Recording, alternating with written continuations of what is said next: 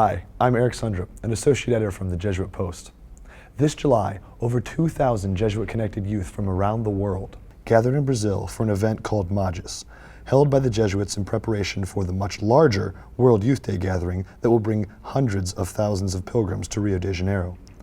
If you want to see the full story of MAGIS, you can read a lot more about it on the Jesuit Post. The link's in the video description below.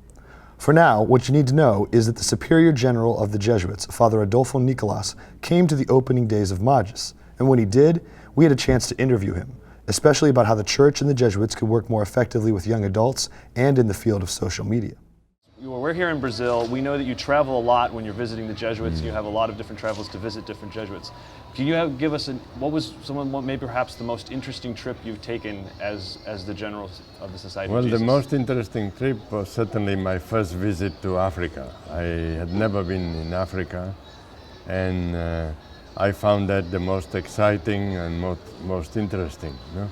I remember that when I arrived there, an African told me that he was very disappointed because he had been told that the black pope was coming, and I didn't look very much like a pope, and I was not black. So we're going to talk a little bit about young adult and youth ministry. It's something that you've been talking about here in Salvador, and you've been addressing. You just finished a talk with representatives from different nations about young adult ministry and what's going on there. Can you say something about, you have a point of view, for our readers, you get to see sort of the Society of Jesus from a point of view that sees across the world. So, you know, a lot of our readers in specific countries, they might not know the Society of Jesus from the perspective that you have, a very international perspective. What are some of the similarities and differences that you've seen between how Jesuits minister to young adults throughout the world in different contexts and different cultures? Well, this is one of the things that, to my mind, is developing most now in the society. Mm-hmm. We have 5 priorities. We were given by the last General Congregation freedom to change the priorities if needed. And I was always thinking that the youth should be a priority in our work. But I decided not to change any priority, because the moment you change, they will flood you with all kinds of interpretations. No? Mm-hmm. This general is not interested anymore in China or in the intellectual apostolate or something like that. But I see developing as a de facto priority is work with the youth. Mm-hmm. The fact that we have here almost 160 Jesuits coming to the MAGIS, that means that there is a lot of attention being paid to the youth. But I know that there are provinces that they have not sent anyone here, but they are working very intensely with the youth and dedicating the best of the resources. Mm-hmm. It is also clear that the provinces that have dedicated more resources to the youth are getting more vocations, okay, which is an interesting point, because I think that's one of the difficult points of working with youth. Youth require a lot of attention. Mm-hmm. So to work with youth means to work full-time for youth and being there for them day and night. Mm-hmm. Because the youth, they don't have the nights, no? They have only the... We've noticed during MAGIS, they don't have night, party all night. They have themselves and their issues and their problems, and they think that this is the center of the world, and so they require a lot of attention. Another thing that youth have is that they don't like to learn, for instance, they don't like to learn swimming on a dry deck. They plunge into the water, no? And they like to even if they are awkward. But they welcome somebody who is a better swimmer next to them, mm-hmm. to tell them where they are wasting energy and how their breathing goes and so forth. No? And so they welcome company, but it's a very demanding company. You have to be on the water. Right. You have to be in the water next to them and paying attention to how they do and so forth. And that gives room to a variety of responses to the problems of youth. Mm-hmm. Some provinces that are more calculating the resources, they would be more limiting. Others would go along with the needs of the youth. And the question is, how do you enter the life of the young people? And you have to build trust, and you have to build a relationship, and you have to build this comfort of being that the young are comfortable with us. And that's not an easy thing to do. At the Jesuit Post, one of the things we focused on is new media and reaching seekers. And there's not always sure about, what role faith is going to play in their life. We use the term seekers often, people that sort of have a feeling that they want something more, but they don't exactly know where that's going. We call this sort of a new frontier of evangelization. A question we're asking is, do you see this as a frontier that the Society of Jesus is tackling and doing things in, not just in the United States, but across the world? Yeah, I think media is clearly a new frontier, and we don't know yet how to handle it. So we are very aware of the danger of the new media creating a new mentality, a new way of understanding, a new way of relating to reality, and we will see later how much computers and smartphones and other media affect the brain of the children and the way of understanding reality and the way of facing the different crises that every person is going to have in life. We don't know yet. And that's why this is a frontier. That's why it's a frontier, because we don't know. And we have to go there to explore. And we have to go there to see what we can find out and what kind of persons are coming out of this frontier. Because not everything is going to be perfect, not everything is going to be negative, not everything is going to be positive. So we will need again very Ignatian discernment on what helps, what doesn't help, and how to accompany people in the middle of the search. You've talked in several letters about the globalization of superficiality, and when something we're concerned about is as we enter into that frontier, and we're trying Twitter and Facebook and Tumblr and all those things, is how to deal with that sense, that instant access that can lead to a lot of superficiality. So can you explain more what you mean, so especially for our viewers and readers, about what you mean by the term the globalization of superficiality, what that is and what the dangers are there? Well, first I have to acknowledge that I am an immigrant digital. I'm not a native. Therefore, what I say, some of it is second-hand information, some of it is direct, because I see, for instance... Sorry. You can't control the world. Can you stop I have assistants. Can you do something about stopping the planes? We can actually go all the way back to the beginning of that question since you went that far in. Okay. Back to how do you prevent superficiality in the digital age? Okay. Okay. There we might have one of the biggest challenges to how to present Jesuit spirituality, which is a spirituality of reflection, of examine, of meditation, of consultation, prayer, etc., to a generation that is used to instant information and instant response. I think we will have to use again Ignatian methodology.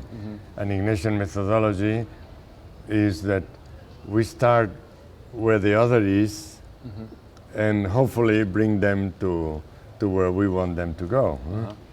And in our case is where God wants them to go. Therefore, we can start with these means as a way of creating contact and creating a trust that we understand where they are, and then little by little invite them to move into deeper reflection, into understanding of reality that is a little more nuanced, more balanced, etc. And not all the information we get in Google is dogma of faith, So Google gives us all the information but doesn't give us any criterion for truth, any confirmation of the data that Google is offering us. That's where the risk comes. No? So we have a lot of information without judgment, without reflection, without prayer about that. And this is always a risk, but that's where people are. So we have to start there. No? And then invite them to go deeper into themselves and so forth. We don't have to make them dependent on us, but that they are able to look at their own hearts. I think that's a minimum if we want them to move in Ignatian terms. No? In one of your letters, you called Jesuits to recover a spirit of silence. And it was very interesting to us that work in the Jesuit Post and are working in social media, this call to the recovery of the spirit of silence.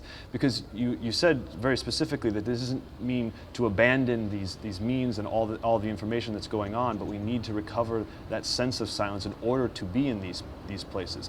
So I think for our readers, it would be great to hear a little bit about what you mean recovering the spirit of silence, because we're dealing with a generation of people that are immersed in their smartphones. They're on all these different social media. There's information, as we've talked about, coming in. In that context, what does it mean to recover a spirit of silence? I think it has to do with the education of our hearts. No. First of all, nothing important, and I think silence is important. Nothing important is acquired in a short time. So there is no instant formula. There is no magic word for silence, and it's not a question of effort. I think it's something that in the novitiate can be fostered. The inner silence, not so much monastic silence, which I think it's impossible today. We are called to be like monks, like this Orthodox bishop said, that he liked Jesuits and he thought about becoming a Jesuit, being Orthodox, because the Jesuits are monks in the city, in the middle of the city. So in the middle of the noise, we can create a space of silence. And there is no magic formula, it will never happen automatically, and it will take a lot of time. But we have to educate in our men and in ourselves alike a taste for silence, for this space where only God can enter, where we can hear the Spirit. I read somewhere when I was student of theology that the Spirit speaks so low that we have to be silent in order to hear Him. And that was at the time when Pentecostalism was growing and making a lot of. So it was a critical article saying that the Spirit speaks in a very low voice. So we have to have silence. I was very impressed in Tokyo. At one time, after years of trying to get the permission, finally got the permission from the provincial to move out to a small community in a popular area. And I was very impressed that in that house, we were in the middle of people working, and the structure of many Japanese houses was people work in the first floor, and they sleep on the second floor. So there is a 2-floor houses, very small. And I heard every day, 1 hour, one of our neighbors, whom I never met, but one of our neighbors, a man who was working there, would pray every day 1 hour of prayer. And what he did, and that inspired me very much, he had one of these Buddhist bells that or wooden things, I don't know how do you call them in English, and with a stick you hit and then you say your prayers, Oh, there's this kind of prayer, but all accompanied by the noise of wood against wood, So he created silence around himself with noise, this Buddhist noise, no? And that made me think a lot, no? He said, here we are, in the middle of noise and work and houses and all that, and this gentleman prays every day, half an hour in the morning, half an hour in the afternoon, at fixed times, no? And we could hear him every day, no? And there he was. So this man, in a square meter, he has been able to build silence, no? So I found that very creative and very, very inspiring for us Jesuits, no? And sometimes we complain that we need a house with a garden and a chapel, otherwise we cannot pray, no? What is this, no? We like the inner silence, no? We carry the chapel with ourselves, no? So this gentleman, a Buddhist, he can pray every day 1 hour, and we cannot. So that was my question at the time, and I think that's what I meant by to recuperate the spirit of silence. So the chapel, we carry it within ourselves all the time, no? And we don't need to have walls and chapels and all kind of things. We can live with great simplicity in the middle of people and yet be carriers of silence, no? Okay. So it's that that sense of interiority is a lot of what's sense of going on. interiority, and therefore the superficiality, the globalization of superficiality is the danger that we are full of information, we know everything and we know nothing. No? And that would be also something that I think I have learned in Asia. Before going to Japan, I thought that I had to prepare my classes and know everything and be ahead of the students so that when they ask, I can answer and all that. And then I realized that no, there is a different depth that is not a question of knowledge. It's a question of interiority, of peace, of being in possession of yourself. And this is what I think we Jesuits should communicate to modern people too. Yeah. This touches on several questions. As you had touched today on several themes of vocation, and you had talked about the sense of, where we're involved with young adults, we tend to have an increase in vocations. I'm assuming you're in favor of more vocations to the Society of Jesus? Yes, certainly, by far. Speaking from your perspective, what would be the characteristics you would look for in someone that was interested in the Society of Jesus? I will look for, first, of course, like St. Ignatius and always in the society, we are looking for the right motivation. We don't want that secondary motivations come on the way, no? Like I want to make a career, the Jesuits give me an education, so I join the Jesuits. Right. Or join the Jesuits and see the world, no, kind of thing. So these things are totally secondary, no? I remember in the novitiate, I was almost scandalized, no? But not fully, by the fact that in some province in Spain, they would give to candidates a book called Paradise on Earth as a promotion of vocations. No?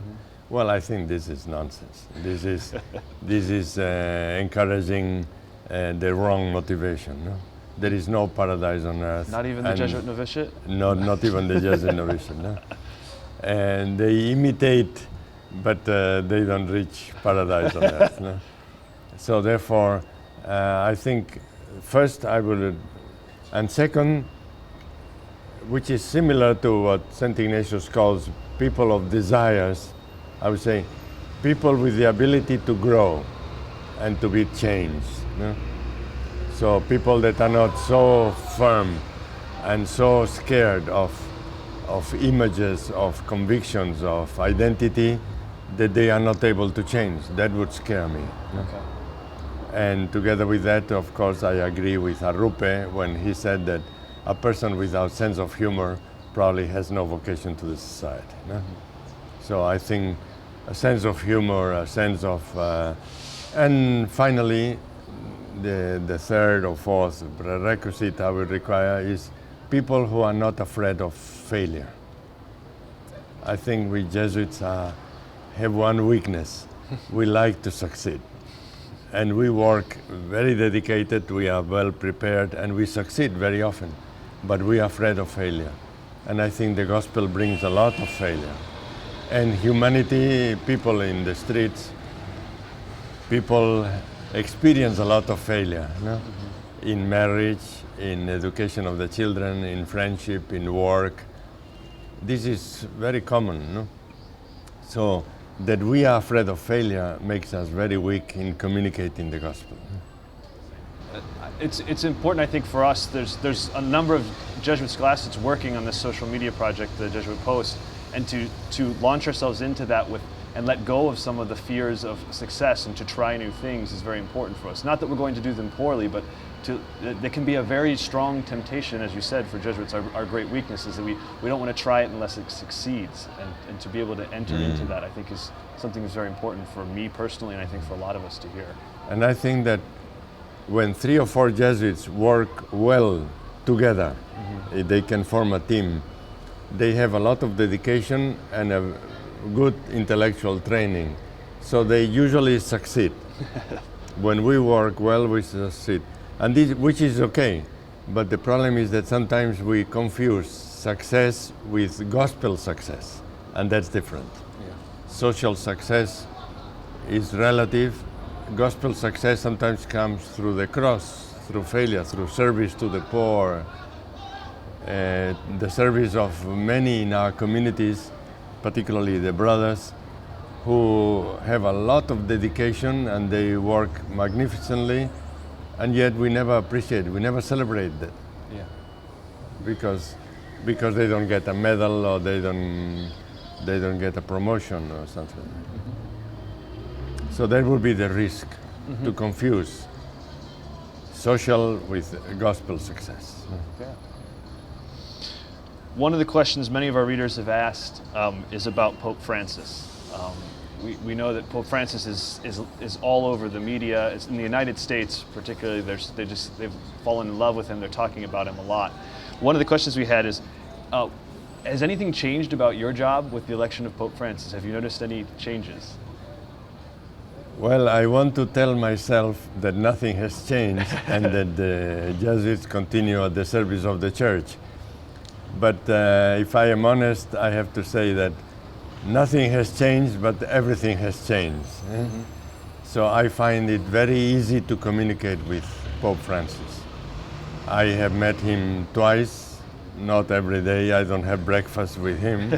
I have met him twice, and I have to confess that I find it very easy to communicate with him. I speak with him like I would speak with any other Jesuit, knowing that he is not going to misunderstand me. I don't have to measure my words. I can speak totally freely because I know he understands terms in Jesuit terms. And he has very deep this presupposition of St. Ignatius that in the retreat when he says, among Christians, we always have to interpret what the other says in the best possible way, not in the worst possible way. And I feel that with him, I can speak very freely, and he always understands it positively and so forth. Pope Francis has been doing a lot of calling the church sort of outside itself. He asks us to get out and to reach out to the people that are outside. Do you see the Society of Jesus shifting some focus with that call? Do you see it?